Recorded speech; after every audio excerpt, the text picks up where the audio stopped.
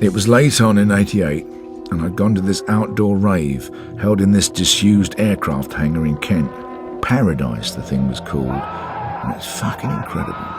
15 quid to get in and 15 quid a pill. Well, my mind was buzzing at the pure mathematics of it all.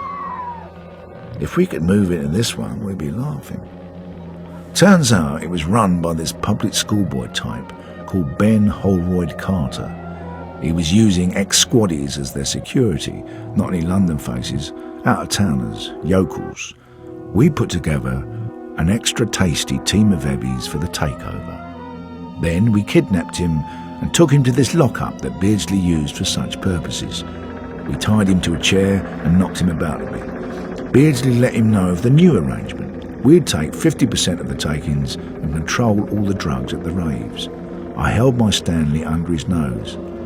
How'd you like a permanent smiley face?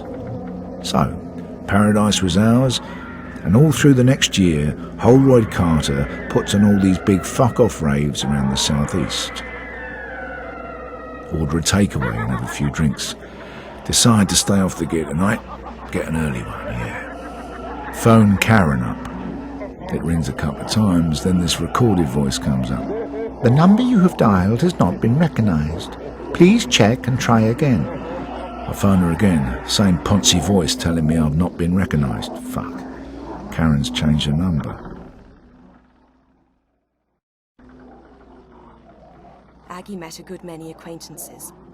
Who does not, who's lived 5 years in India in the same district? Among them, Mrs. Starkey, an elderly lady with a prominent nose and goggle eyes, who greeted her loudly across the reading room table in this agreeable fashion. We had talked long, and the conversation was beginning to languish. The tobacco smoke had got into the heavy curtains. The wine had got into those brains which were liable to become heavy. And it was already perfectly evident that, unless somebody did something to rouse our oppressed spirits, the meeting would soon come to its natural conclusion, and we, the guests... What put such an absurd idea into your head? Tell me all about the picnic. And she began to talk rapidly and to ask me various questions, but I observed that once she had set me going, no difficult task, her attention flagged. Her eyes wandered from my face to the fire. She was not listening to half I said, and my most thrilling descriptions were utterly lost on this indifferent, abstracted little... Poor fellow. I need not have taken the trouble to come to so many decisions about him, for I never saw him again after that first night in 105. I was sleeping soundly when I was suddenly waked by a loud noise.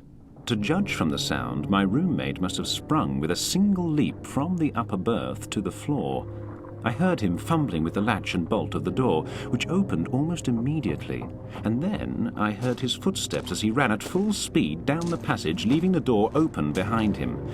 The ship was rolling a little, and I expected to hear him stumble or fall, but he ran as though he were running for his life. The man trembled and turned pale, and then began to shut the round glass plate with the heavy brass fittings. "Why don't you answer me?" I said roughly. "Well, if you please, sir," faltered Robert. "There's nobody on board as can keep this here port shut at night. You can try it yourself, sir. I ain't going to stop any longer on board this vessel, sir."